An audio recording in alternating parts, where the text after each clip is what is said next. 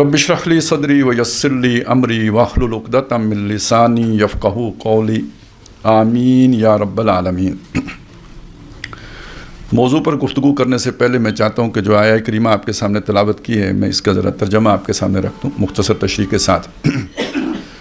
और ख़ास तौर पे आज जिस मौजू पर हमने गुफ्तगू करनी है उससे मुताल्लिक जो इसमें हमारे लिए एक मैसेज है, पैगाम है, उसका फ़हम हासिल कर लिया जाए। ताकि ये सूरह काफ की आयत है, वैसे इससे मिलता जुलता मजमून सूरह बनी इसराइल में भी आया है कि हमने वलक़द सर्रफ़ना फ़ी हाज़ल कुरआन, बेशक हमने इस कुरान मजीद में फेर कर समझाया है लिन्नास लोगों को, मिन कुल्ल मसल हर तरह की मिसाल से, तरह तरह की मिसालें देकर हमने उन्हें समझाया है, तशरीफ़ आयात की है, घुमा घुमा के मजमून को समझाया है। तो समझ नहीं आई, बल्कि वकानल इंसान अक्सर शैइन जदला, ये इंसान जो है जिदाल के एतबार से, बहस करने के एतबार से, बात को मुकराने के एतबार से, उसे टलाने के एतबार से, उसे झुटलाने के एतबार से तमाम मखलूक़ात में सबसे आगे, सबसे बढ़कर ये बात को घुमा देता है। आप सीधी बात समझाएं, ये उसे उल्टा देता है। तो ये आज का मसला नहीं है कि आप किसी के सामने सीधी बात रखें और वो उसके ऊपर कोई शय ऐसी तारी हो किसी की मोहब्बत कि वो आपकी बात को फेर दे कि नहीं ये मतलब यूँ नहीं है, यूँ है। ये हमेशा से यही होता आया है कि इंसानों ने अल्लाह के नबियों, अल्लाह के रसूलों, बल्कि अल्लाह के अपने जो पैगामात थे, रसालात थी, उसको झुटलाया है अपने ज़ोर बयान से, अपनी क़ुव्वत इस्तिदलाल से। आपको अगर मौका मिले तो आगे इसकी पूरी तशरीह आ गई है कि इंसान क्यों झुटलाते रहे। वमा मना नासा युमिनू इज़ जाअहुमुल हुदा व यस्तगफिरू रब्बहुम इल्ला अन तातियहुम सुन्नतुल अव्वलीन औ यातियहुमुल अज़ाबु क़ुबुला। जब रसूल आए इंसानों के पास और तो उसके जवाब में ज़ाहिर है उन्होंने अल्लाह का पैगाम सुनाया। अब कुरान सुना रहे हैं तो पहले कोई तौरात सुनाता था, उसके बाद किसी ने इंजील सुनाई थी, तो पहले भी तो हज़रत नूह अलैहिस्सलाम आए थे। तो जो इस मामले में ये हमेशा से इंसानों का तरीका रहा है कि उन्होंने इनकार नहीं किया जब उनके पास रसूल आए, अल्लाह का पैगाम लेकर, हदायत लेकर आए, मगर उनको रोका ईमान लाने से दो चीज़ों ने। एक ये कि जो पहलू के साथ हो चुका था वो इनके साथ भी हो जाए। इल्ला अन तातियहुम सुन्नतुल अव्वलीन। सुन्नतुल अव्वलीन क्या है? कौम आद के साथ जो बीती, कौम नूह के साथ जो बीती, वो जब सामने आती है ना फिर मान लेते हैं, उससे पहले नहीं मानते। और यातियहुमुल अज़ाबु क़ुबुला, या अज़ाब बिल्कुल सामने आके खड़ा हो जाए फिर मान लेते हैं। अब बस मैं इधर ही चल पड़ा तो यही लेके चल पड़ूंगा, लेकिन मैं सिर्फ इतना, मेरा ख्याल है बात हो गई है। अब मैं चाहता हूँ कि थोड़ा सा जिस मौजू पर हम बात करना चाहते हैं इसका ज़रा थोड़ा माजी खंगाल लेते हैं। वो माजी खंगालने के लिए आज हम 2025 में बैठे हैं, 50 साल पीछे चले जाते हैं, 1975 में चले जाते हैं, 25 साल पिछली सदी के ले लेते हैं, 25 साल इस सदी के ले लेते हैं। तो 1975 को ज़रा ज़हन में रखें। पाकिस्तान में कौन हुक्मरान है? जुल्फ़िकार अली भुट्टो। सऊदी अरब में कौन हुक्मरान है? शाह फैसल शहीद। इराक़ में कौन है? सद्दाम हुसैन। लीबिया में कौन है? मुअम्मर कज़ाफ़ी। अच्छा, मिस्र में अभी हुस्नी नहीं, ये यासिर नहीं, इस हुस्नी मुबारक से पहले कौन था? अनवर सादात। ये बड़े बड़े कदावर हुक्मरान हैं। हाफिजुल असद शाम में, शाम उस वक्त एक पावर थी। इन सब को आप जहन में रखें। ये उम्मत मुसलमान। अच्छा, तेहरान अभी इनकलाब नहीं आया है। शाह ईरान, बहुत बड़ी ताकत। और गोया ये वो वक्त है कि जब मुसलमानों के अंदर एक उठान नज़र आती है। 1973 में देखिए, उससे पहले क्या हो चुका है। 71 में पाकिस्तान को ज़रब लगी, 73 में अरबों को जो है ना वो उनके हाथ से एक इलाका निकला। लेकिन उसके बाद इस्लामी सरबराही कॉन्फ्रेंस लाहौर में मुनक्किद हुई है। तमाम मुसलमान ममालिक के सरबराहान लाहौर तशरीफ़ लाएँ। आज अजीब बात है कि कज़ाफ़ी स्टेडियम में रंग मेला जमा हुआ है।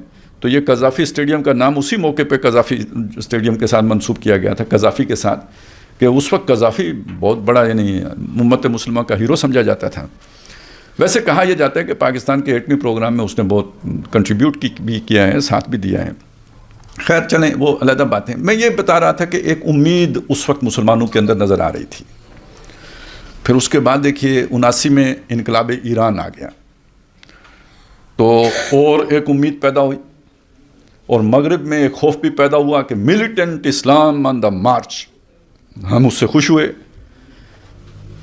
پھر آگے چلیں تو روس نے افغانستان پر حملہ کر دیا اور اس کے نتیجے میں ایک بہت بڑی مزاحمت کا آغاز ہوا، اور 10 سالوں کی مزاحمت کے بعد 1989 میں USSR جو ہے نا ٹکڑے ٹکڑے ہو گیا، حروف مقطعات کی طرح قطع ہو گیا، منقطع ہو گیا، آپس میں اس کے جو ہے نا سلطنتیں تاش کے پتوں کی طرح بکھر گئیں اس کی ریاستیں۔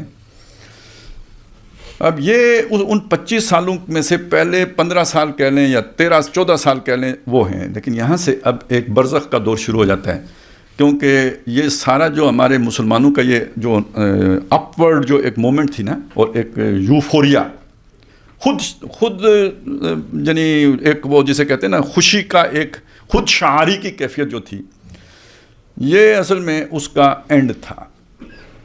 ہم نے USSR کو شکست دے دی، کہاں پہنچے اس وقت؟ اگر آپ سنائیں لوگوں کو، میں نے یہ بات ساری آپ کے سامنے کیوں رکھی ہے؟ ہم نے قرآن میں تو ساری باتیں بیان کر دیں، لیکن انسان آگے سے جدال کرنے والا ہے۔ تو اس زمانے میں جب سمجھایا جاتا تھا کہ دیکھیں آپ قبل از وقت خوشیاں منا رہے ہیں، ابھی بہت سخت دن آنے والے ہیں، تو لوگ کہتے تھے کہ آپ مایوسی پھیلانے والے لوگ ہیں، آپ بہت پیسمسٹ ہو، آپ اذیت پسند ہو، مسلمانوں کو جو ہے نا اس خوشی سے جو ہے نا ان کی خوشی آپ سے دیکھی نہیں جاتی، تو اسلام تو آ رہا ہے، یہ دیکھیں نا روس کو شکست ہو گئی ہے، اور یہ دیکھیں نا آپ ایران میں انقلاب آ گیا اور افغانستان میں یہ ہو گیا ہے، تو یہ تو ختم، یعنی کفر کا جو ہے نا وہ یہ جو دجل ہے یہ ختم ہونے والا ہے اور اسلام کا غلبہ ہونے والا ہے۔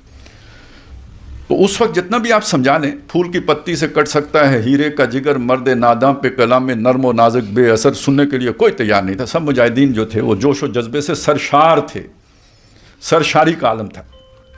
کشمیر میں بھی جہاد شروع ہو گیا، پھر سرشاری اور بڑھ گئی، اب تو ہندوستان کے بھی ٹکڑے ہوں گے، اور لال قلعے کے اوپر ہم نے سبز حلالی پرچم لہرانے کی ٹھان لی ہے پکی پکی۔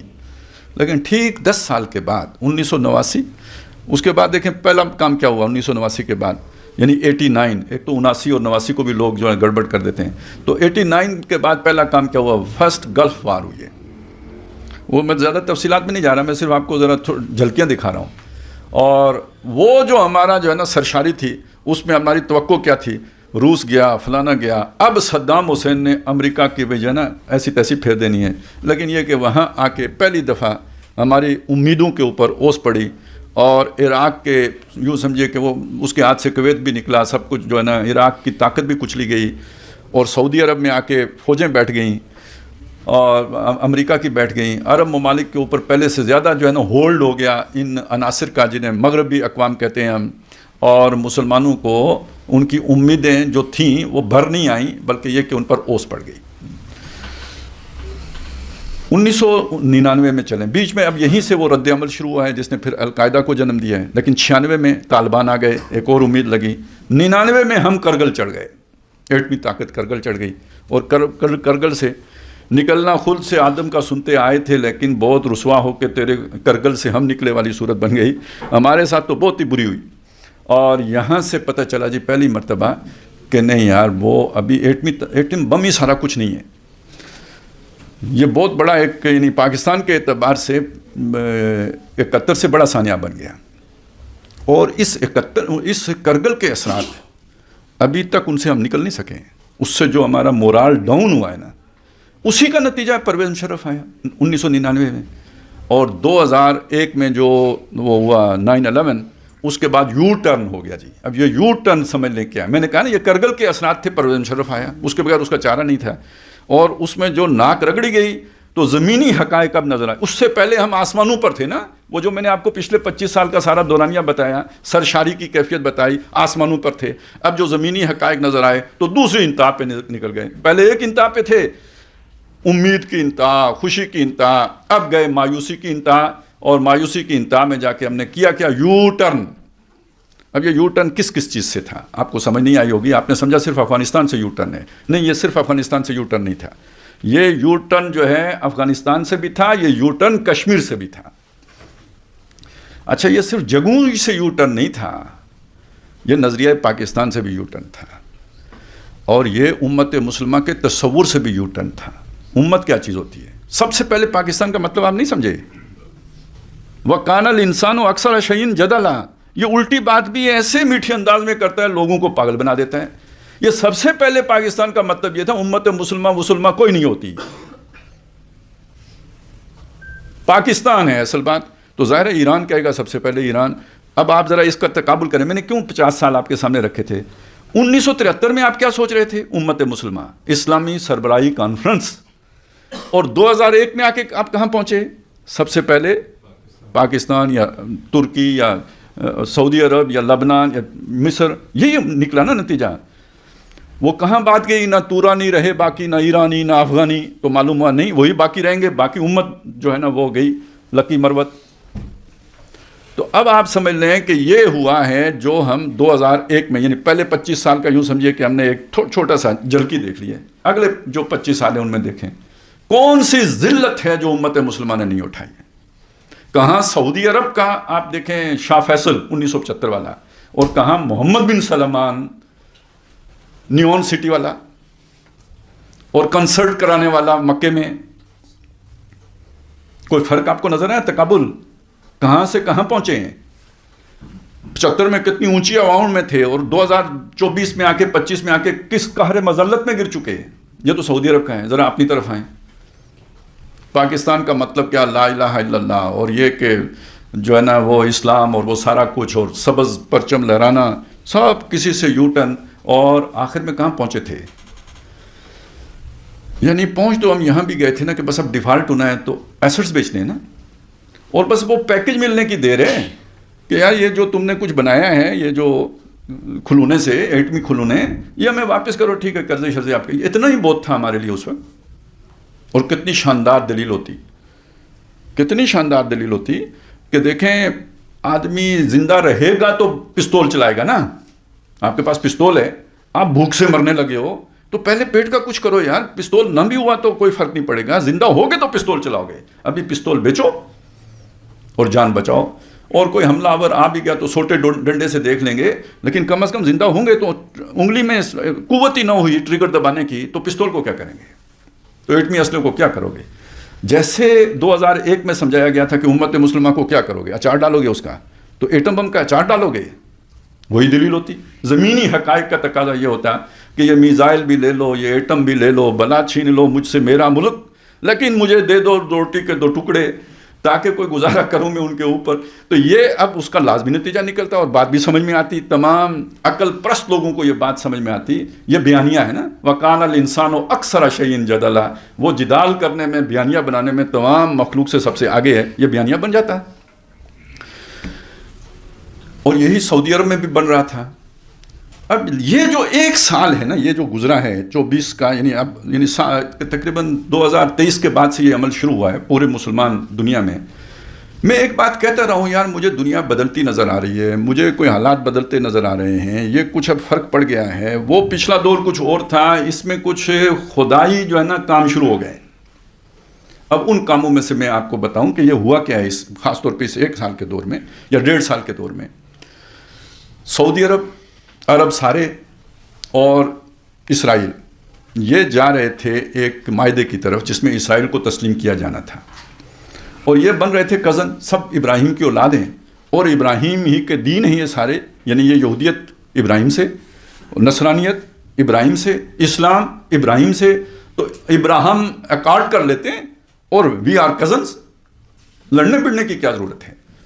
اور ویسے بھی دنیا, یہودیوں نے اگر کہا کہ دنیا ہماری مٹھی میں ہے تو غلط تو نہیں کہا, لیکن ہم تھوڑے سے ہیں. تم ہمارے ساتھ مل جاؤ, ساری دنیا پہ ہم سامی النسل لوگ حکمرانی کریں گے. امریکہ کی چھٹی, مغرب کی چھٹی, ہم ہیں نا.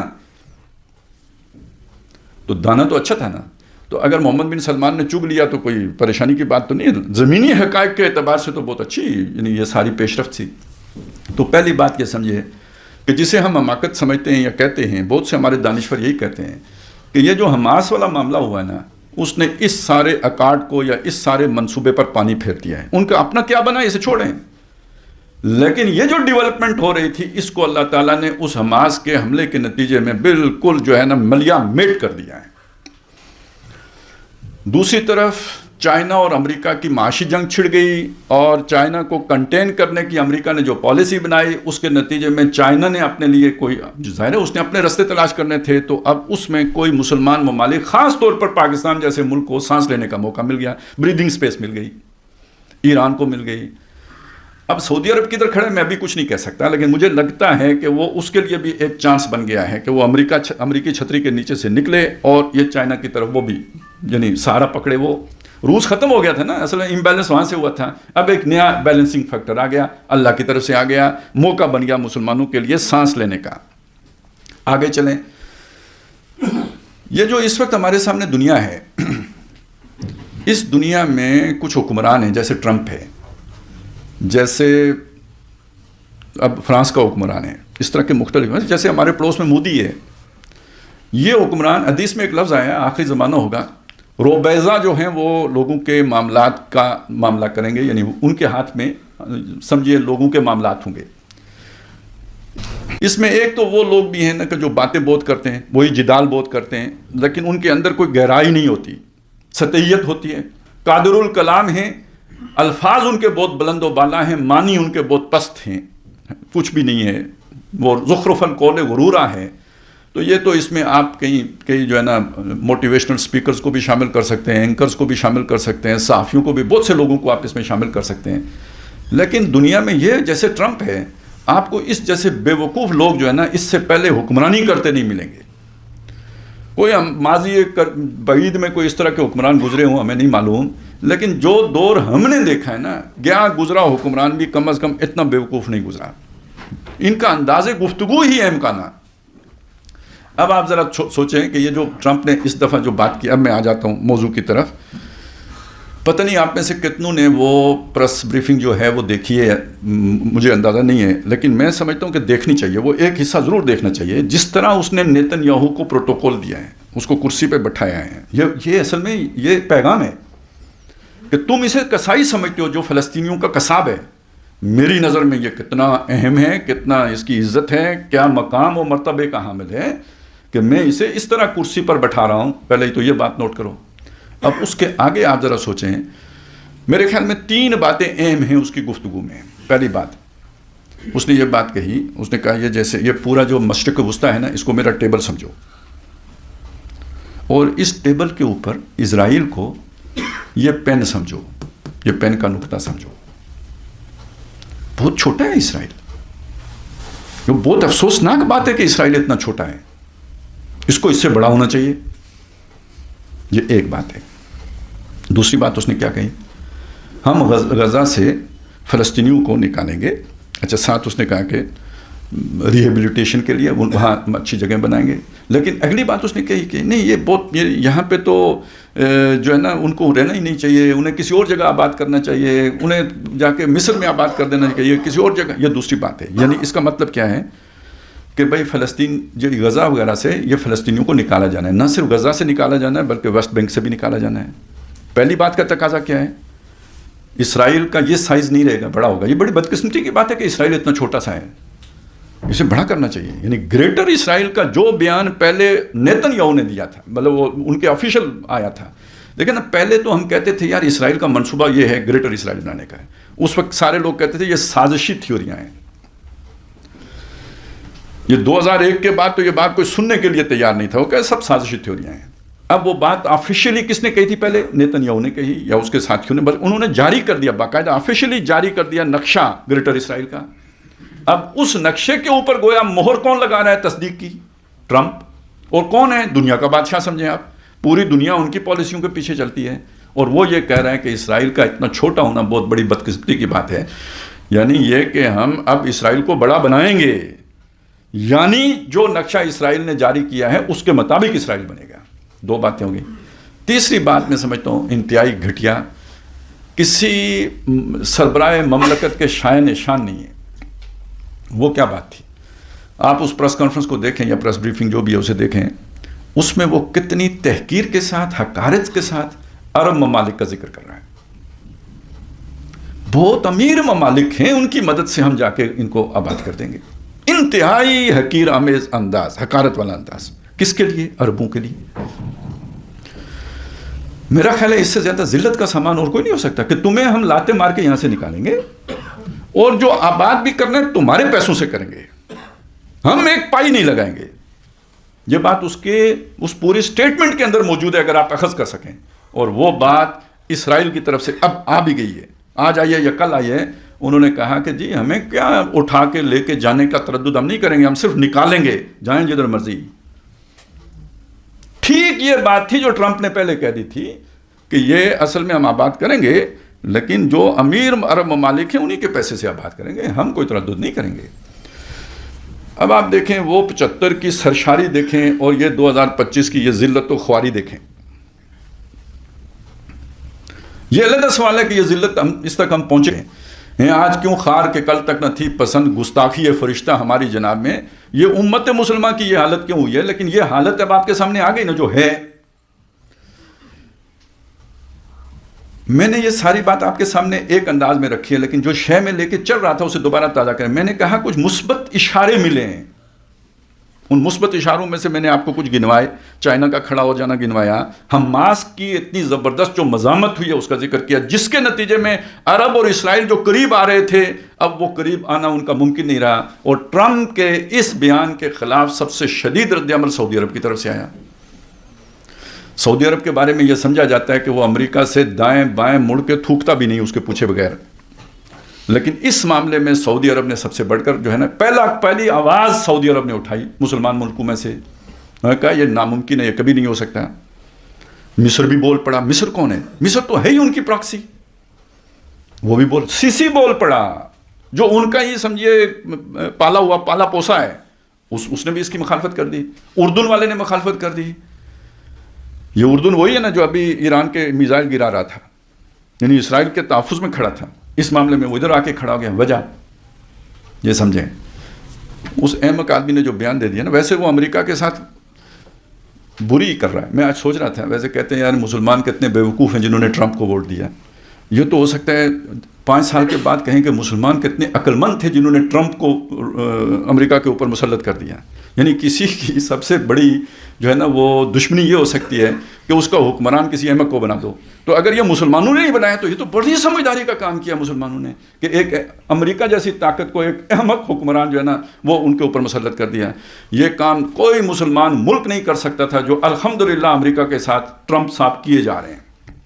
آپ ذرا سوچیں، بے شک طاقتور ہو، لیکن جو کینیڈا کے بارے میں اس نے بات کی تو اب کینیڈا امریکہ کی طرف دیکھے گا یا چائنا کی طرف دیکھے گا؟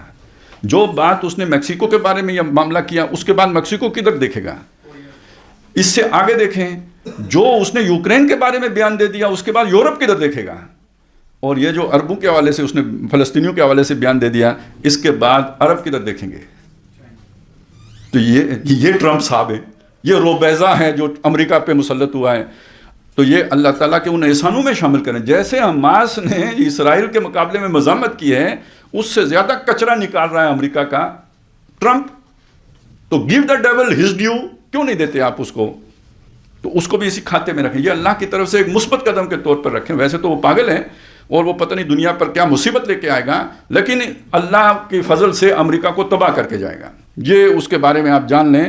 یہ امریکہ کا گورباچوف کہیں اسے یا جو بھی آپ اسے کہیں، لیکن یہ امریکہ کو اس کی اصل حالت میں نہیں چھوڑ کے جائے گا، تباہ و برباد کر کے ہی جائے گا، جس کا آغاز اس نے کر دیا. آتے دیر کی ہی نہیں. وہ جیسے ہمارے ہاں شاہد افریدی صاحب اننگز کا آغاز کرتے تھے، ٹرمپ نے اسی انداز میں امریکی جو ہے نا خارجہ پالیسی کا آغاز کیا ہے. آگے چلیں. پاکستان اہم ترین ملک ہے مسلم ورلڈ میں. سعودی عرب کے بعد اہم ترین ملک جو ہے وہ پاکستان ہے. آپ جو بھی آپ کی نظر میں جو بھی مقام ہو، لیکن یہ کہ بہرحال دنیا میں یہ بات ہے. اور پاکستان کے بارے میں یہ ہے کہ اس کی پالیسی تو کبھی بھی دو ٹوک تو ہوتی ہی نہیں.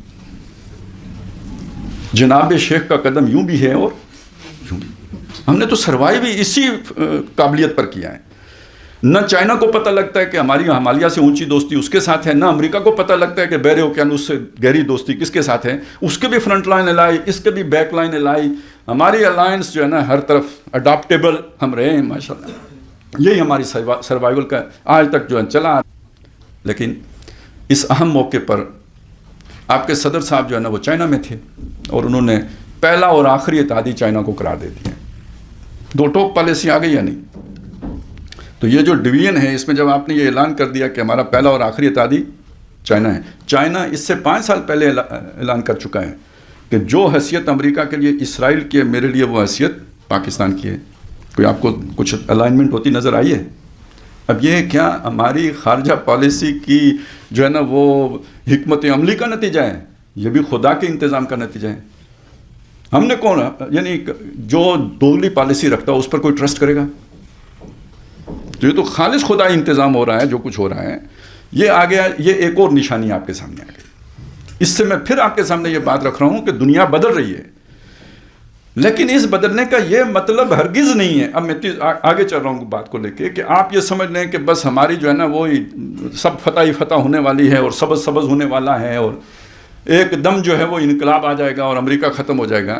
اگر آپ نے وہ پرانی کہانیاں پڑھی ہوں، جب جادوگر مرتا ہے، کوئی جادوگر مرتا ہے تو بڑی تباہی آتی ہے، بڑی آندھی آتی ہے، طوفان آتے ہیں، درخت اکھڑ جاتے ہیں. تو وہ جو دیومالائی کہانیاں ہوتی ہیں اس میں آپ نے پڑھا ہوگا اس طرح کا. تو جب کبھی کوئی بڑا جہاز ڈوبتا ہے، سمندر میں کوئی بڑا جہاز ڈوبتا ہے تو بھنور بنتا ہے، اور اس بھنور میں آس پاس جتنا کچھ ہوتا ہے نا وہ سارا اندر لے کے چلا جاتا ہے. وہ خواہ مخواہ ڈوب جاتا ہے. وہ نہیں ڈوب رہا ہوتا، لیکن بھنور ایسا بنتا ہے کہ سب کو ساتھ لے کے گڑم ہوتا ہے. اب اسی طرح سمجھیں کہ امریکہ فرض کریں ڈوبتا ہے یا ٹوٹتا ہے، یا اس پر ٹرمپ جیسی بیوقوفیاں کرنے چلا ہے، اگر یہ روبہ عمل آتی ہیں اور اس کے مقابلے میں مزاحمت کوئی کھڑی ہوتی ہے، تو یہ یعنی سعودی عرب سے لے کے بلکہ اسرائیل سے لے کر پاکستان تک یہ پورا علاقہ جو ہے یہ جنگ کے گہرے بادلوں کی لپیٹ میں آ جائے گا. اسرائیل بھی معمولی طاقت نہیں ہے، مرتے مرتے مرے گا. اور مسلمان ممالک کے اندر بھی اگر جان ہے اور پیچھے اگر اس چائنا کی مدد ہوگی تو یہ بھی مزاحمت کریں گے. پھر یہ کہ باقی دنیا کا کیا بنے گا؟ اب یہ سارا آپ ذہن میں رکھیں تو اس کا مطلب کیا ہے؟ اس کا مطلب یہ کہ ٹھیک ہے دنیا بدل رہی ہے، لیکن بہت بڑی تباہی ہے جو سر پہ کھڑی ہے. دنیا بدل رہی ہے مگر تخریب پہلے ہونی ہے، تباہی پہلے پھرنی ہے، پھر ایک نئی دنیا آباد ہونی ہے. اب ذرا اس حوالے سے میں آپ کو قرآن مجید کے کچھ اشارے ہیں جو دے دیتا ہوں کہ دنیا کی تباہی کا ذکر قرآن نے کیسے کیا ہے. دنیا کو ہم نے زیب و زینت دی ہے. انا جعلنا ما علی الارض زینۃ لها لنبلوہم ایہم احسن عملا. اسی میں لوگوں کا امتحان ہے. وَإِنَّا لَجَاعِلُونَ مَا عَلَيْهَا صَعِيدًا جُرُزًا. اور جو کچھ اس کے اوپر ہے وہ ہم اسے کر دینے والے ہیں بالکل چٹیل ویران میدان کی طرح. سارا اس کا گہنا سنگار ختم، جیسے وہ میک اپ نہیں اتر جاتا بارش میں، اس طرح اس کی چکا چوند کو ہم ختم کر دیں گے. ویسے جو قرآن مجید کا عام مضمون ہے اس میں آپ کو یہ لگے گا کہ اس سے مراد قیامت ہے. یہ قیامت مراد نہیں ہے. کیوں کہا یہ بات؟ اس لیے کہ اس سے پچھلی صورت ہے سورہ بنی اسرائیل، اس میں اس کا ذکر آ چکا ہے. فرمایا وَإِن مِّن قَرْيَةٍ، پوری زمین کے اوپر کوئی بستی نہیں ہے، کوئی ایک بستی بھی ایسی نہیں ہے، إِلَّا نَحْنُ مُهْلِكُوهَا، مگر یہ کہ ہم اسے ہلاک کر دینے والے ہیں. قبل یوم القیامہ، قیامت سے پہلے. قیامت میں تو زمین ہی ساری پہاڑ اڑیں گے اور یہ کہ زمین ریزہ ریزہ ہو جائے گی، کانپے گی، تھر تھرائے گی. انسان کہے گا کیا ہو گیا اس کو؟ وہ تو نقشہ ہی ہو رہے ہیں، وہ تو کھڑانے والی ہے اور وہ تو بلیک ہول میں تبدیل کر دینے والی ہے. اذا وقعت الواقعہ، وہ تو شے ہی ہو رہے ہیں. یہ جو چیز ہے یہ قیامت سے پہلے کے بارے میں ہے. اس زمین کے اوپر کوئی شہر نہیں ہے. اب بستی کا ترجمہ شہر ہی کریں گے نا. کوئی ملک نہیں ہے، کوئی شہر نہیں ہے. الا نحن مہلکوها، مگر یہ کہ ہم اسے ہلاک کرنے والے ہیں. قبل یوم القیامہ، قیامت سے پہلے. او معذبوها عذابا شدیدا، یا یہ کہ اسے شدید ترین عذاب سے دوچار کرنے والے ہیں. اب یہ شدید ترین عذاب سے یعنی اس پر اگر کیا وہ بالکل ہی ہلاک نہیں ہوگے سارے لوگ، تب بھی اس کا ایک حصہ ڈسٹرکٹ ہوگا، تباہ ہوگا، برباد ہوگا. اب اس میں استثناء کیا ہے نبی صلی اللہ علیہ وسلم نے مکے کا اور مدینے کا. لیکن بعض دوسری روایات میں ہے کہ دھماکہ تو مکے کے مدینے کے اندر بھی ہوگا. ایک ہوگا، دو ہوں گے، تین ہوں گے، یعنی وہ ہلایا تو مدینہ بھی جائے گا. اور اس کا نتیجہ یہ نکلے گا کہ منافق سارے مدینے سے دوڑ جائیں گے، صرف مومن ہی مدینے کے اندر رہ جائیں گے. تو گویا وہ جو اثرات ہیں اس سے بچے گا تو مدینہ بھی نہیں، لیکن تباہی پوری دنیا میں پھیلے گی اور بڑی تباہی آئے گی. اب اگر آپ حدیثیں دیکھیں تو اس میں پھر زیادہ تفصیل آئی ہے. الملخمۃ العظمیٰ اور الملخمۃ الکبریٰ. اگر آپ کرسچن لٹریچر دیکھیں تو اسے آرمگڈون، ایک بہت عظیم جنگ، تھرڈ ورلڈ وار، جو تمام جنگوں کی ماں ہوگی، سب سے بڑی جنگ ہوگی یہ. اور ان کا خیال تو یہ ہے کہ زمین پر رہنے والا کوئی ایک متنفس بھی باقی نہیں بچے گا، صرف وہ لوگ بچیں گے جن کو حضرت عیسیٰ علیہ السلام اٹھا کر آسمان پر لے جائیں گے. ریپچر کا ان کا ایک عقیدہ ہے. یہ تباہی ہے جس کا ذکر کر رہا ہے قرآن مجید. اس تباہی کے دہانے پر پہنچ چکے ہیں، منہ پہ پہنچ چکے ہیں. اقترب للناس حسابهم وهم فی غفلۃ معرضون. لوگوں کا حساب ان کے قریب آ گیا ہے اور وہ غفلت میں پڑے اعراض کر رہے ہیں. اعراض کیسے کر رہے ہیں؟ وہی اکثر شیء جدلا، کہ نہیں یہ ان کے خیالات ہیں، ان کے وے میں. وہ کہتے ہیں نہیں خیر ہے، چلے گا، کوئی نہیں مسئلہ، یہ دنیا نہیں برباد ہو سکتی، کوئی پاگل نہیں ہے. بھائی ٹرمپ پاگل ہے؟ کیوں پاگل نہیں ہے؟ آپ کے سامنے ہے. وہ تو شاید مشن ہی یہی لے کے آئے ہیں کہ اس امریکہ کو برباد کرنا ہے، یورپ کو تباہ کرنا ہے، نئی دنیا بنانی ہے. اب یہ میں نے آپ کے سامنے یہ ایک حالات ظاہری رکھے، دوسرا قرآن مجید اور احادیث کے اشاروں سے آپ کے سامنے بات رکھ دی. اب میں ایک تیسری طرف سے آپ کے سامنے بات رکھنا چاہ رہا ہوں، یعنی اس وقت کو سمجھنے کے اعتبار سے. وہ تیسری طرف سے یہ ہے کہ دیکھیں ہم مانتے ہیں کہ اللہ کے مقابلے میں انسانیت کو گمراہ کرنے کا ٹھیکہ شیطان نے لیا تھا. قرآن مجید بار بار اس کا تذکرہ کرتا ہے، 7 جگہوں پہ یہ مضمون آیا ہے. دوسری بات، اللہ تعالیٰ نے لوگوں کی ہدایت کے لیے انبیاء بھیجے، کتابیں اتاریں، شریعتیں دیں تاکہ لوگ عدل پر قائم رہیں، تاکہ لوگ انصاف سے فیصلے کرتے رہیں، حق پر چلتے رہیں. شیطان نے بھی تو اپنے دوست بنائے نا، کہ نہیں بنائے؟ اسی سورہ کاف میں افتتخذونہ وذریتہ اولیاء من دونی، کیا تم شیطان اور اس کے دوستوں کو میرے مقابلے میں دوست بناؤ گے؟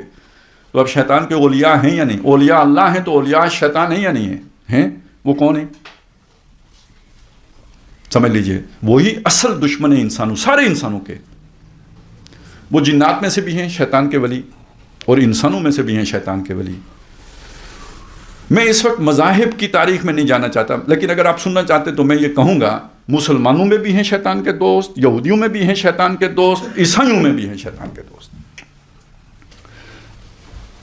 میں دوسری طرف سے آنا چاہتا ہوں جس کا انکار نہیں کیا جا سکتا، وہ یہ کہ دنیا میں جو سرمایہ دار ہیں، بڑے سرمایہ دار، یہ چھوٹے نہیں سرمایہ، وہ بڑے بڑے دولت مند ہیں جن کا نام ہو سکتا نہیں آئے. آپ کے سامنے آئے گا کہ جی سب سے بڑا دولت مند انسان جو ہے نا وہ بل گیٹس ہے یا ایلن مسک کا، پتہ نہیں جو بھی ہے، ٹھیک ہے. یہ مسکان ہی ہے دولت مندوں کی. اصل جو دولت مند ہیں ان کی دولت ظاہر ہی نہیں ہوتی، نہ ان کے نام آتے ہیں، نہ وہ کسی وہ جو ہے نا وہ شمار کے تار میں آتے ہیں، نہ ان کا کوئی جو ہے نا ڈیٹا آپ کے پاس ہوتا ہے، وہ چیزیں ہی ہو رہے ہیں. اب وہ ان کو ذہن میں رکھیں، دنیا کے جو اصل یعنی وسائل پر قابض لوگ ہیں وہ شیطانی طاقتیں ہیں. مختصر بات یہ جو شیاطین ہیں، جب انہوں نے دیکھا کہ انسان ہوشیار ہو گیا ہے تو انہوں نے ملوکیت کو جمہوریت سے بدل دیا. یہی بات تو اقبال نے شیطان سے کہلائی ہے نا، ہم نے خود پہنایا ہے شاہی کو جمہوری لباس، جب سے آدم ہوا ہے خود شناس و خود نگر. یہ انہوں نے کیا. اب اس کا جو رد عمل پیدا ہوا تو وہ کمیونزم کو لے آئے. کمیونزم، اچھا اس میں کیا برائی تھی؟ سرمایہ داری برائی تھی. سرمایہ کا تحفظ انہوں نے کر لیا، اوپر جو ہے نا وہ ملغوبہ اوڑھ کر جمہوریت کا، اندر وہی تھی، چہرہ روشن اندرون چنگیز سے تاریخ تک. جب کمیونزم آیا اس نے سرمایہ داری کے اڑانے کی بات کی، وہاں پہ ایک اور شیطان نے جو ہے نا وہ چیز مسلط کر دی، 1 پارٹی ڈکٹیٹرشپ. انسانوں کو غلام بنا لو، ان کی ہر شے سلب کر لو. اللہ نے آزاد پیدا کیا، تم غلام بنا لو، ریاست پر قربان کر دو انسان کو، ہر شے کو اجتماعی ملکیت میں لے لو. یہ دوسری طرح کی غلامی مسلط کر دی. ان کا آپس میں تصادم ہوا، یا تصادم نظریاتی تصادم کے معنی میں لیں تو یہ زیادہ غیر فطری نظام ثابت ہوا کمیونزم، اور وہ ختم ہو گیا. اور اس کے مقابلے میں یعنی یہ جو جمہوری طرز سرمایہ داری تھی، طرز حکومت نہیں کہہ رہا ہوں، جمہوری طرز سرمایہ داری، وہ جیت گیا. اب اس سرمایہ دار نے، جس نے پہلے کبھی برطانیہ کی بادشاہت کے ذریعے سے دنیا کے اوپر کنٹرول رکھا تھا، اس نے اب امریکہ کی جمہوریت کے ذریعے سے دنیا کے اوپر کنٹرول کر لیا. لیکن وہ مطمئن نہیں تھا. کیوں؟ انسانی حقوق کا تصور ہے، تنخواہیں دینی پڑتی ہیں، بہت کچھ کرنا پڑتا ہے، پھر لوگ چوری کر لیتے ہیں، کرپشن ہوتی ہے. یہ سارا کس کا سرمایہ ڈوب جاتا ہے جس سے آپ یہاں پہ بیریا ٹاؤن بنا لیتے ہیں. آپ کے لیے تو یہ وسائل نہیں تھے، یہ وسائل تو ان کے لیے تھے. آپ کو مجبوراً دینے پڑ رہے ہیں کیونکہ آپ کے سے بغاوت کا خطرہ ہے. خود شناس و خود نگر ہے نا، تو آپ کو قابو کرنے کے لیے بجائے اس کے کہ لوہے کی بیڑیاں پہنائی جائیں آپ کو اور لوہے کی ہتھکڑیاں ڈالی جائیں آپ کے ہاتھوں میں، آپ کو یہ माल व असबाब की सुनहरी जंजीरों में जकड़ा गया है, लेकिन बहरहाल खर्चा होता है। फिर दुनिया में एक निज़ाम आया जिसे आप चाइना मॉडल कहते हैं, जहाँ पे सरमायादारियत, अब वो कम्युनिज्म नहीं है, चाइना मगरब के सरमायादारी मॉडल पर 1970 में चला गया था। मैं आहिस्ता आहिस्ता गया है, लेकिन उधर यू टर्न लेके जाना शुरू हो गया था।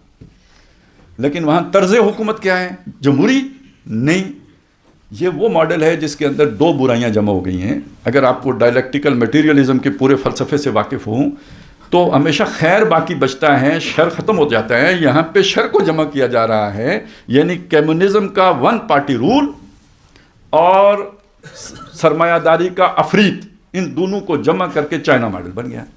अब आप एक खालिस सरमायादार के ज़हन से सोचें, आपके पास एक मुलाजिम वो है जो आपसे हुकूक भी मांगता है, इंश्योरेंस भी मांगता है, उसके बाद आपसे जो है ना प्रिविलेजेस भी मांगता है, तनख्वाह भी मांगता है, और उसके मुकाबले में एक सस्ता मजदूर है जो सिर्फ जो है चंद टकों पे राज़ी हो जाता है। वो कोई अपने हक हुकूक की बात ही नहीं कर सकता, इजाज़त ही नहीं है। अलियाना था सलियाना जिसे कहते हैं, बस था उधर ही वो जो है करप्शन पे ख़त्म। तो एक सरमायादार की नज़र से आपको कौन सा निज़ाम अच्छा लगेगा? China model. तो दुनिया जो आपको बदलती नज़र आ रही है ना, ये बदलने का ये मतलब नहीं कि सरमायादारियत ख़त्म हो रही है, ये बदलने का ये मतलब है दर हकीकत कि सरमायादारी अब एक आमिराना रूप में सामने आ रही है, और इसके बाद इंसान ने खालिस गुलामी की सूरत, शैतान के गुलाम बन के जिंदा रहना है। ये इंतहा है जिसकी तरफ हम जा रहे हैं। ये कोई खुशकुन तब्दीली नहीं है कि आप अमरीकी गुलामी से निकल कर जो है ना वो आज़ादी की तरफ जा रहे हैं। आज़ादी की तरफ नहीं जा रहे हैं, बदतरीन निज़ाम की तरफ इंसानियत को धकेले जाने की प्लानिंग है, मनसूबा है। और इसमें 3 अरब इंसान, 4 अरब इंसान वो कहते हैं फालतू है। ये ऐसी बात है, इसको समझें। जैसे पुराने ज़मींदार होते थे ना, उनके घर में बैलों की जोड़ियाँ होती थी, ट्रैक्टर तो नहीं होता था ना, आपने काश्तकारी करनी है, बैलों की जोड़ियाँ हैं। फ़र्ज़ करें आपके पास जितनी ज़मीन है, आपके पास बैल उससे फालतू हैं, तो खामखा खाएंगे। तो जो फालतू बैल हैं उनको आप बेचेंगे या कसाई को देंगे? उनकी नज़र में जो वर्कर चाहिए, अब ख़ासतौर पे आर्टिफिशियल इंटेलिजेंस के बाद, DNA टेक्नोलॉजी के बाद, अब वर्कर्स ये जो पेट भी रखते हैं, और ये क्यों रखें, जो पैसे भी मांगते हैं, मैनेजरियल साइड पे बड़ी बड़ी तनख्वाहें मांगते हैं, सब ख़त्म करो। उसकी जगह पे मशीनी वर्कर लेके आओ, करप्शन भी नहीं करते, 100% काम भी करते हैं, न्याय जो है ना वो कैपेबल भी हैं, क्योंकि आपने उनको परफेक्ट के नियर करीब तो परफेक्ट के बना लिया है। तो अब ये पहली बात तो ये है कि उधर लेके जाओ, और दूसरे ये कि जो भी आपको ह्यूमन रिसोर्सेज चाहिए, 1 अरब 50 करोड़ इंसान हो तो पूरी ज़मीन को चला सकते हैं, तो फालतू गाय और भैंसें रखने की क्या ज़रूरत है? अब ये चीज़ जाके यहूदी अकायद के साथ कैसे मैच हो जाती है? वो तो पहले ही कह रहे हैं कि we are the chosen people of the Lord, असल लोग तो हम हैं भाई, बाकी कौन है? ये जेंटाइल्स हैं, तो ये बैल हैं, मवेशी हैं, ख़त्म करो इन्हें, इनकी क्या ज़रूरत है? तो ख़त्म कैसे करें? करप्शन है, वैक्सीन करते हैं, ये लगवाते नहीं, ME सर्टिफिकेट बनवा लेते हैं। पता नहीं आप में से भी कितनों ने बनवा दिए होंगे।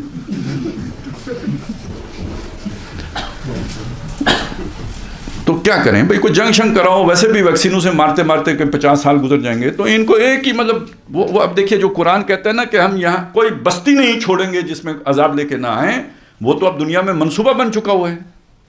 अब ये फालतू लोग क्या करने हैं, ख़त्म करो। तो ये जंगों का सिलसिला सिर्फ मशरिक़ वुस्ता ही पर जो है ना वो नहीं रुकेगा।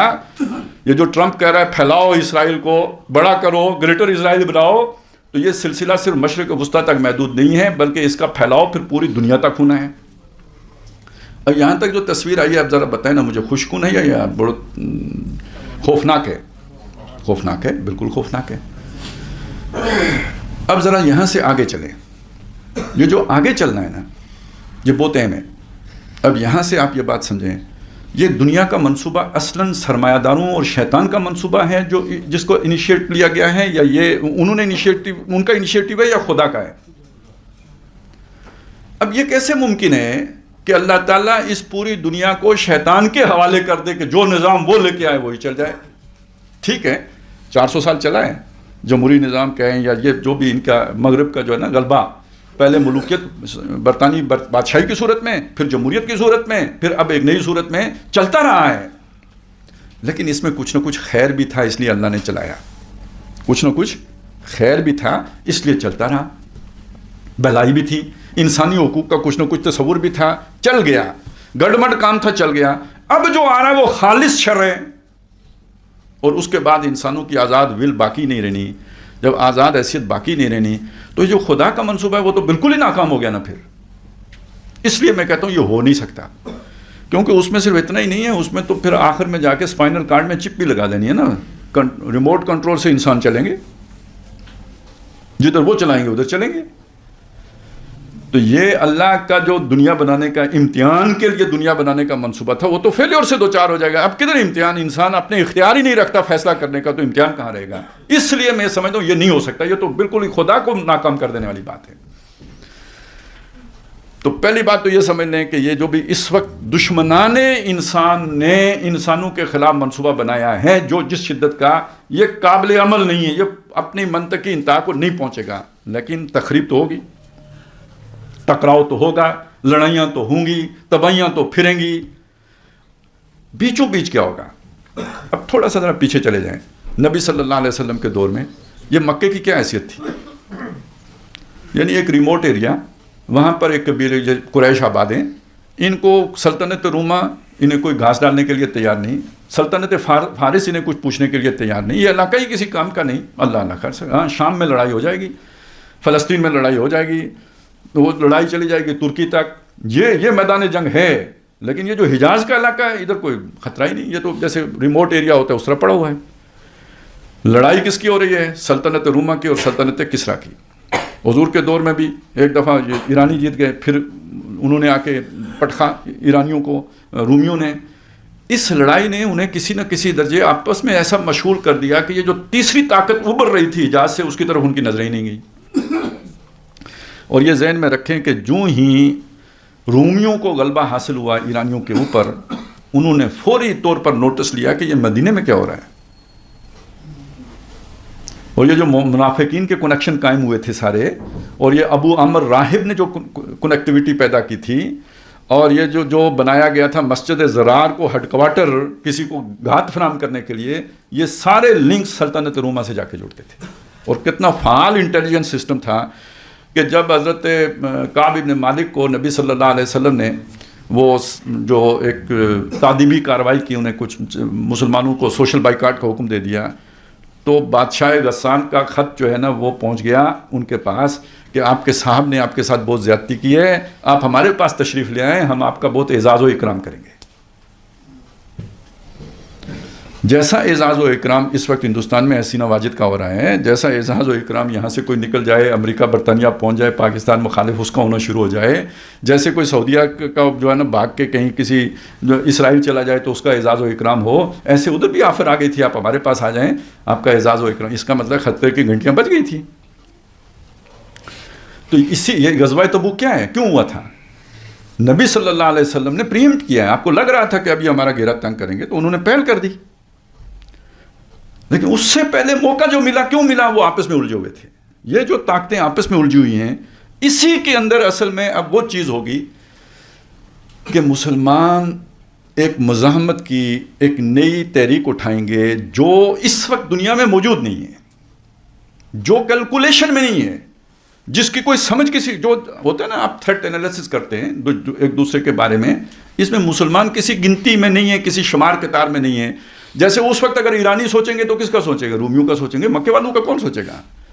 اور اگر رومی سوچیں گے تو کس کا سوچیں گے؟ ایرانیوں کا سوچیں گے، حجاز والوں کا کون سوچے گا؟ بالکل یہ بات ہے اس وقت۔ یہ ہماری اس وقت جو ذلت و رسوائی ہے، جو بے سر و سامانی ہے، جو ہماری اس وقت رسوائی کا سامان ہے، ایک طرف تو یہ بہت ہی تکلیف دہ ہے، لیکن اسی کے اندر اللہ تعالیٰ نے ہمارے لیے ایک موقع بھی رکھا ہوا ہے کہ ہمارے بارے میں تو کوئی سوچتا ہی نہیں کہ بھئی یہ بھی ہمارے لیے خطرہ بن سکتے ہیں۔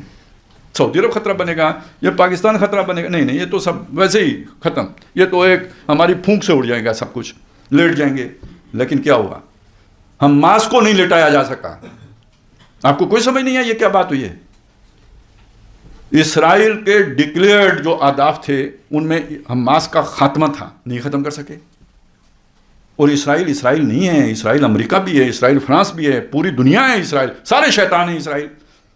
حماس تمام تر کوشش کرنے کے باوجود حماس کو ختم نہیں کر سکے. ابھی قادیوں کے تبادلے کے اندر آپ نے حماس کا جوش دیکھا ہوگا, جذبہ دیکھا ہوگا, ان کی جو ہے نا آپ نے طاقت دیکھی ہوگی. اور یہ اسرائیل کے لیے بڑی شرمندگی کی بات ہے جس طرح کہ حماس نے اس کے قیدی ان کے حوالے کیے ہیں. حماس نہیں ختم ہو سکا. حماس کا نہ ختم ہو سکنا اس نیتن یاہو کے لیے بہت بڑی شرمندگی کی بات ہے. اصل میں اس شرمندگی سے بچانے کے لیے یہ ٹرمپ نے اس کی کرسیاں کھینچ کے اپنے عوام کے لیے اس کی عزت بڑھائی ہے کہ اے اسرائیلیوں گھبراؤ نہیں, ہم تمہارے اس نیتن یاہو کے ساتھ ہیں. لیکن ناک رگڑی گئی ہے نیتن یاہو کی کہ وہ حماس کو ختم نہیں کر سکا. اپنے قیدی 15 مہینے جنگ کر کے نہیں چھڑا سکا. کتنا سا ہے 40 مربع میل اور ہائی ٹیک اسرائیل, اور ڈھونڈ نہیں سکا جو اس کے قیدی حماس نے اپنے قبضے میں کر کے رکھے ہوئے تھے. اور کس شان کے ساتھ وہ ان کے حوالے کر رہے ہیں, تر و تازہ معلوم ہوتا ہے, خوب کھلاتے پلاتے رہے, کسی جنت اپنی میں رکھا ہوا تھا. اور جو اسرائیل واپس کر رہا ہے ان کی حالت ذات دیکھیں آپ, یہ کمپیریزن بھی دیکھیں. دنیا کے سامنے حماس کی ایک اچھی پکچر جا رہی ہے, اسرائیل کی بری جا رہی ہے. ذلیل علیحدہ ہوا ہے, اور جو اگلی اپرچونٹی تھی کہ عرب اسے تسلیم کریں گے وہ ختم.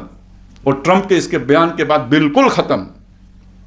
وجہ, زمینی وجہ, اگر اب عرب یہ والی پوزیشن نہیں اختیار کرتے جو سعودی عرب نے اختیار کی ہے, جو مصر نے کی ہے, جو اردن نے کی ہے, تو دو, ایک حماس کی مزاحمت, اور نمبر 2 شام کے اندر جو تبدیلی آئی ہے, اس نے عرب نوجوان کے اندر اتنا جو ہے نا جوش پیدا کر دیا ہے کہ اگر وہ اسرائیل کے مقابلے میں کھڑے نہیں ہوتے اور سرنڈر کرتے ہیں جیسے کہ کرنے جا رہے تھے تو ان کی حکومتیں ختم ہو جائیں گی. آپ کو یاد ہوگا جب ڈاکٹر صاحب یہ باتیں کیا کرتے تھے, ڈاکٹر اسرار احمد صاحب, تو وہ یہ بات کہتے تھے کہ اگر مسجد اقصی انہوں نے گرا دی تو یہ جو عرب حکمران ہیں یہ تاش کے پتوں کی طرح اڑ جائیں گے. سنا ہے آپ نے یہ جملہ؟ وہیں تو پہنچ گئے ہیں نا آپ کو سمجھ نہیں آ رہی کہ اگر اس موقع پر اسرائیل کے آگے یہ خود حکمران نہیں کھڑے ہوتے تو ان کے عوام ان کو اٹھا کے پھینک دیں گے. تو وہ اپنی حکومتیں بچانے کے لیے بھی مجبور ہیں کہ عوام کی آواز خود بنے. لیکن اس سے امریکہ کا نقشہ تو بگڑ گیا. وہ تو کہہ رہا ہے بڑا بنائیں, لیکن یہاں تو مزاحمت پیدا ہو گئی ہے. اور اگر مزاحمت کرنی ہے تو امریکہ اگر مدد کرنے کے لیے تیار نہیں تو وہ کدھر دیکھیں گے؟ چائنا کی طرف دیکھیں گے. ابتدائی طور پر آپ کو وہاں سے اگر مدد ملتی ہے تو اس میں کیا عرض کی بات ہے, وہ تو بعد میں ان کا نظام آئے گا تو دیکھیں گے نا. ابھی تو آپ کو ادھر سے مدد مل سکتی ہے تو ٹھیک ہے. یہ اس وقت صورتحال ہے.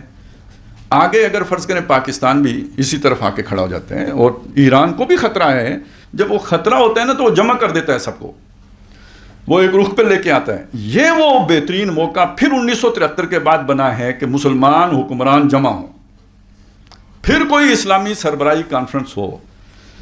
اور یہ تو خیر بہت بڑا میسج ہو جائے گا اگر وہ تہران میں ہو.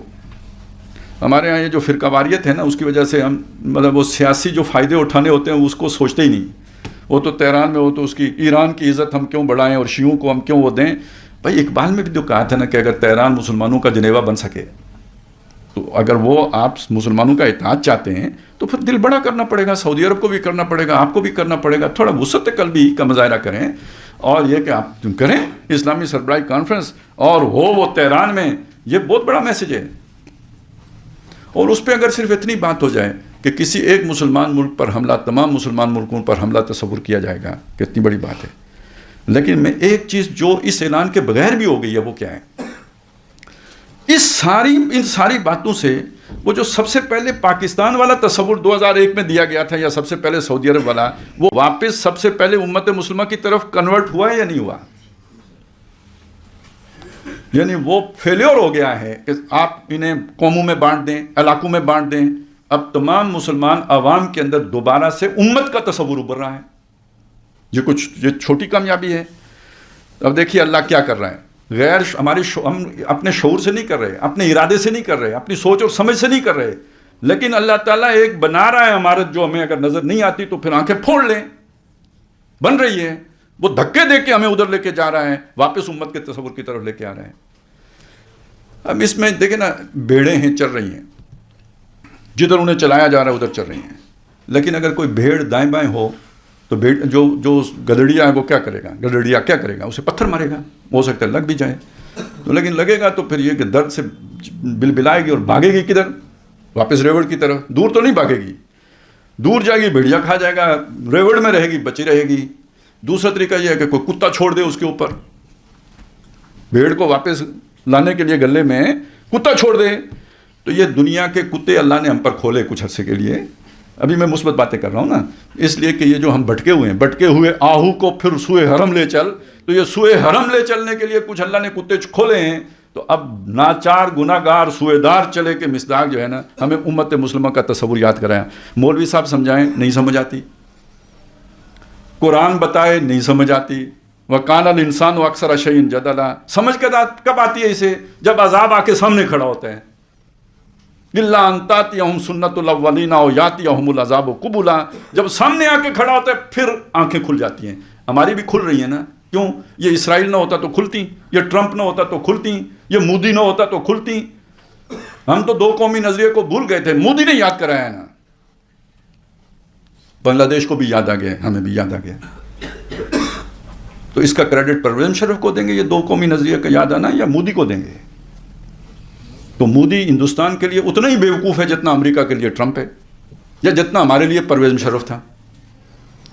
اب آپ سمجھیں کہ یہ جو صورت بنی ہے, تو اس میں جو خیر کا پہلو ہے وہ یہ ہے کہ ہمیں ہمارا بھولا ہوا سبق یاد آ رہا ہے.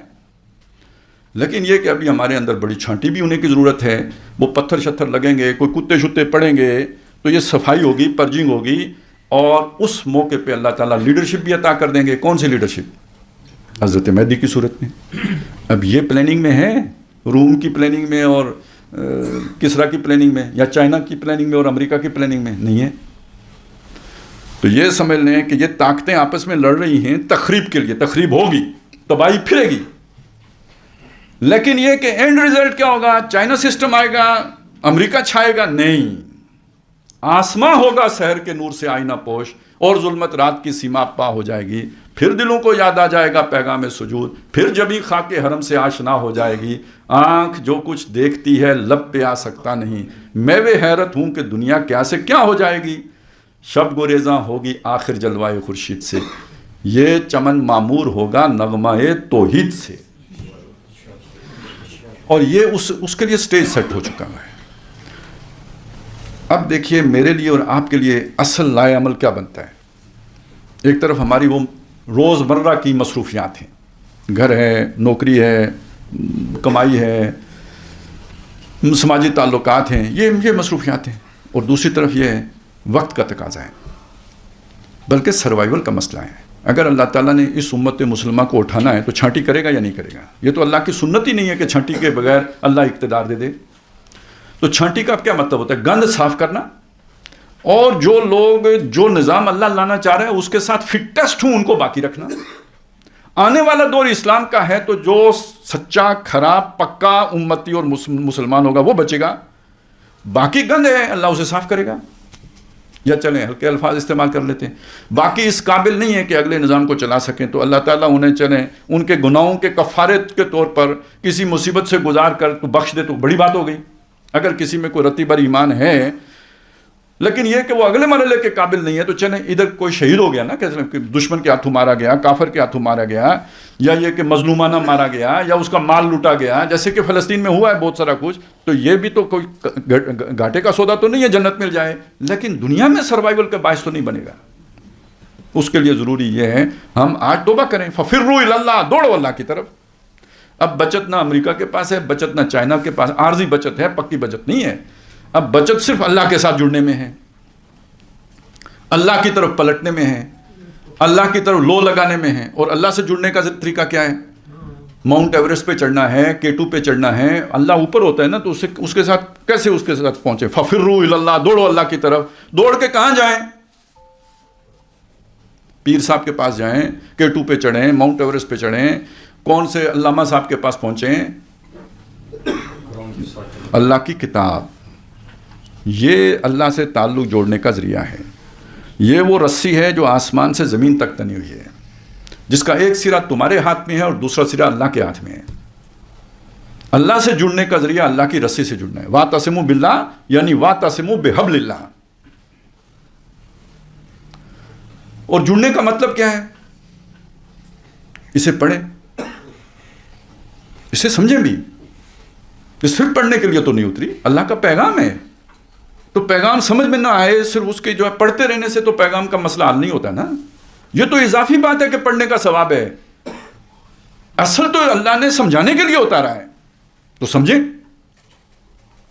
اور دیکھیں سمجھنے کتنا آسان ہو گیا ہے. میرے پاس موبائل ایپ میں میرا خیال ہے کوئی 30 کے قریب جو ہے نا وہ تفسیریں ایک ایپ کے اندر موجود ہیں.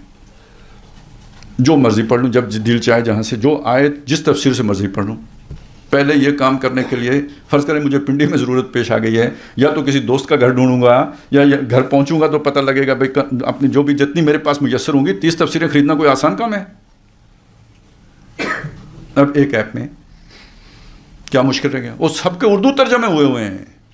جو تفسیریں عربی میں لکھی گئی ہیں ان کے بھی اردو ترجمے ہو چکے ہوئے ہیں. کیا آپ کیسے کہیں گے اللہ کو کہ ہمارے پاس سمجھنے کی استعداد نہیں تھی, موقع نہیں تھا یا ہم کر نہیں سکتے تھے؟ کیسے کہہ سکتے ہیں آپ؟ سارا اہتمام اللہ نے کر دیا. اور سمجھ کے کیا تقریریں کرنی ہے؟ جو سمجھ میں آیا ہے اس پر عمل کریں, اس کو زندگی کا حصہ بنائیں. جتنی مشکلات پیش آئیں اس کی پرواہ نہ کریں, اس پر عمل کریں, تب اور سمجھ آئے گی. اصل میں جتنا سمجھ میں آیا یہ سمجھے پیاز کا چھلکا ہے, اوپر والا اترا ہے, نیچے والا آپ کے سامنے آ گیا ہے, آپ کو لگا آپ کو سمجھ آ گئی. جب آپ عمل کریں گے تو ایک اور چھلکا اتر کے ایک نیا سامنے آ جائے گا جو اس سے پہلے آپ نے نہیں دیکھا ہوگا. اور یہ سمجھ کبھی ختم نہیں ہوتی, آتی ہی رہتی ہے. پیاز کا چھلکے ختم ہو سکتے ہیں, قرآن کی فہم کی گہرائی نہیں ختم ہو سکتی, آتی رہے گی. لیکن اس کے ساتھ مخلص رہیں, یعنی جو سمجھ میں آتا جائے اس پر عمل کرتے جائیں, نئی سمجھ آتی جائے گی. اس پر عمل کریں نئی آ جائے گی, اس پر عمل کریں نئی آ جائے گی, ختم کبھی نہیں ہوگی یہ. لیکن بڑھے گی یہ اسی طرح. جو سمجھ آیا اسے کریں, آگے کی سمجھ آنا شروع ہو جائے گی. یہ اللہ سے تعلق اسی سے بنے گا. بات ابھی بھی ختم نہیں ہوئی. یہ جو آپ کو سمجھ میں آیا ہے اللہ نے آپ کو سمجھایا ہے, یہ اپنے تک ہی رکھنا ہے. خیر الناس من ینفع الناس, لوگوں میں بہترین وہ ہیں جو لوگوں کو نفع پہنچائیں. تو کیلے کھلانا ہی تو نفع نہیں ہے, آٹا دینا ہی تو نفع نہیں ہے. سب سے بڑا نفع کی بات تو ان کو ہدایت دینا ہے. جو آپ کو سمجھ میں آئی وہ دوسروں کو بھی سمجھائیں. فَلْيُبَلِّغِ الشَّاهِدُ الْغَائِبُ, جس کو سمجھ آ گئی وہ جس کو نہیں آئی اسے سمجھائے. بَلِّغُوا عَنِّي وَلَوْ آیَةً, پہنچاؤ میری طرف سے خواہ ایک ہی آیت کیوں نہ ہو. تم میں سے بہترین وہ ہے خیرکم من تعلم القرآن وعلمہ, سیکھے اور سکھائے. اب آپ اس کو سامنے رکھ کے سوچیں نا, اللہ سے تعلق جوڑنے کے یہ ذریعہ ہے, بس جڑ گیا تعلق. اس سے زیادہ اور کیسے اللہ اپنا آپ کو آ کے دکھائے گا کیا؟ یا آپ جا کے دیکھیں گے اسے؟ معراج پہ جانا ہے. جس کا تعلق قرآن سے قائم ہو گیا فقد ہدی الی صراط مستقیم.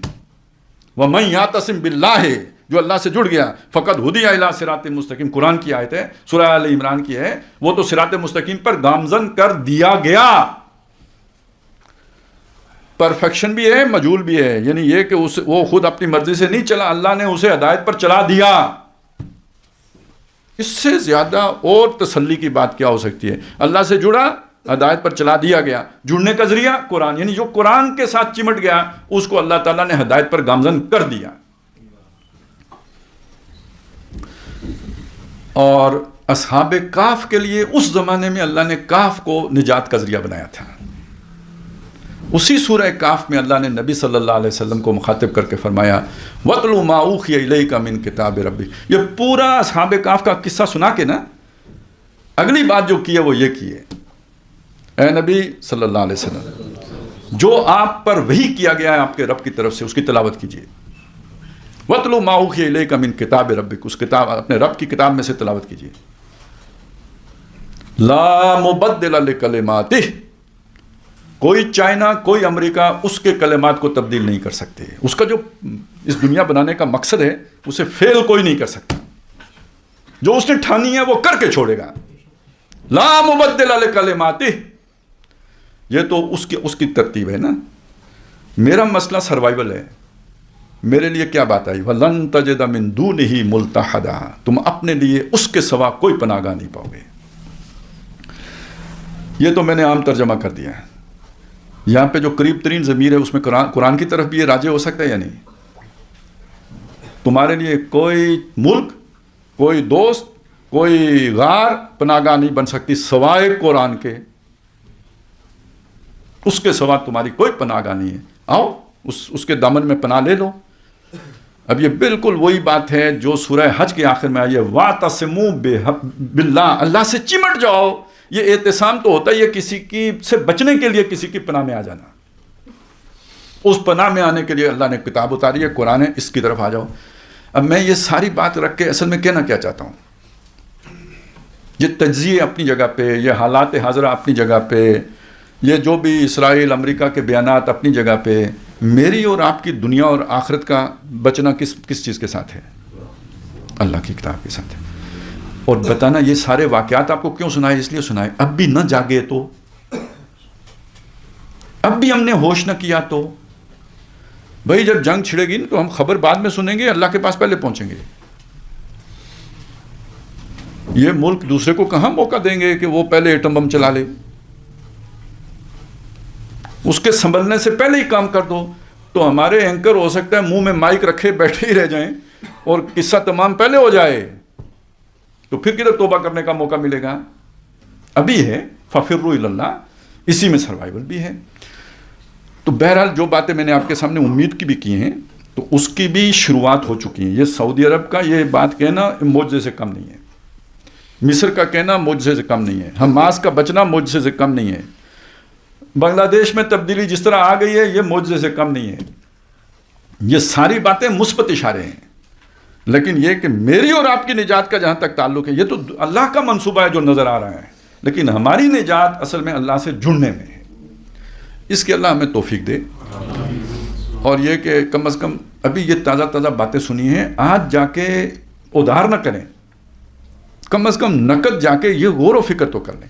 وہ تبلیغ والے کہتے ہیں نا نقد کون چلے گا ہمارے ساتھ، ابھی ٹھیک ہے ارادہ تو آپ نے کیا ہے 4 مہینے کا یا 40 دن کا، نقد کتنے دیں گے؟ یعنی ابھی ادھر ہی سے ہمارے ساتھ کتنے چلیں گے؟ میں یہ نہیں کہتا ابھی میرے ساتھ چلیں یا ابھی دوڑیں، میں یہ ضرور کہوں گا کہ آج جا کے نقد غور فرمائیں، نقدی غور کریں، آج رات غور کریں کہ مجھے کیا کرنا چاہیے، یہ جو کچھ میں نے آپ کے سامنے رکھا ہے یہ صحیح ہے یا غلط ہے؟ کم از کم اتنا غور تو فرما لیں اس پہ، اور اگر صحیح ہے تو مجھے کیا کرنا چاہیے؟ تو چلیں میں یہ ہاتھ کھڑے کرانے کی تو جسارت کر سکتا ہوں نا کہ کون کون نقد غور و فکر فرمائے گا۔ اللہ تعالیٰ ہمیں یہ وعدہ پورا کرنے کی توفیق عطا فرمائے۔ اقول قولی ھذا واستغفر اللہ لی ولکم ولسائر المسلمین